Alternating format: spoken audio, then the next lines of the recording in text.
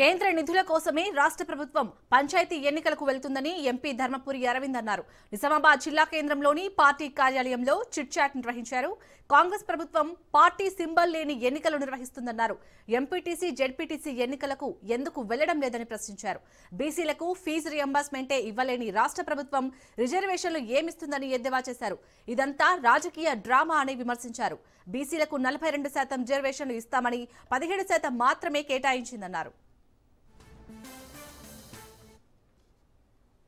MPTC ZPTC ఎలక్షన్లు ఎందుకు పెట్టలేదంటే దీంతో పార్టీ సింబల్ వస్తుంది, ఒకటే రోజు వేస్తారు కాబట్టి, కాంగ్రెస్కి ప్రజలు చివాట్లు పెడతారు కాబట్టి గ్రామాలలో ఆ భయానికి పెట్టలేదు.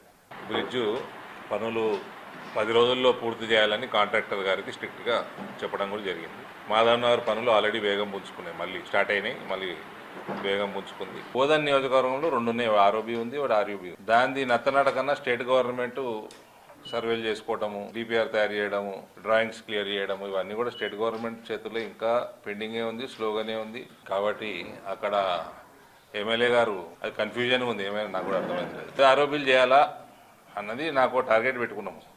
7 అయిపోతున్నాయి, 2 బోధనలు ఉన్నాయి, ధ్యానం పెట్టాల్సిందిగా ఆయన కూడా కోరుతా ఉన్నాం.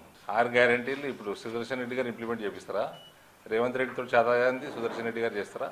అందులో బస్సు తప్ప ఏది ఇంప్లిమెంట్ అవుతుంది? పిల్లగాళ్ళకి ఫీ రీఎంబర్స్మెంట్లు బీసీలకు ఇయ్యనోడు చదువు చెప్పినోడు సర్పంచం చేస్తాడానే. ఇది మొత్తము డ్రామా, పొలిటికల్ డ్రామా.